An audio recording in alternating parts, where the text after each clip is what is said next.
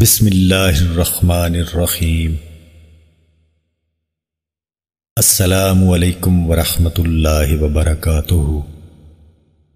حضرت ابو ہریرہ رضی اللہ تعالیٰ عنہ کہتے ہیں کہ رسول اللہ صلی اللہ علیہ وآلہ وسلم نے فرمایا، خاک آلودہ ہو ناک اس شخص کی، خاک آلودہ ہو ناک اس شخص کی، یعنی آپ نے 3 مرتبہ گویا یہ بد دعا فرمائی کہ وہ شخص ذلیل و خوار ہو۔ پوچھا گیا، یا رسول اللہ صلی اللہ علیہ وآلہ وسلم، وہ کون شخص ہے جس کے حق میں آپ نے بد دعا فرمائی ہے؟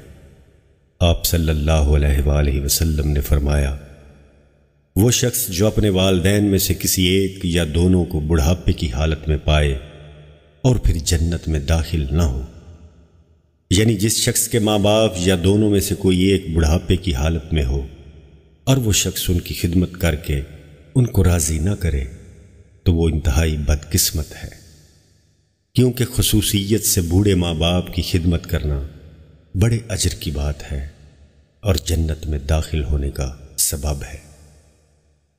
معزز ناظرین، ویڈیو پسند آنے کی صورت میں اس کو لائک اور شیئر کرنا نہ بھولیں۔ مزید احادیث کی ویڈیوز اور اسلامک ویڈیوز دیکھنے کے لیے ہمارے چینل کو سبسکرائب ضرور کریں۔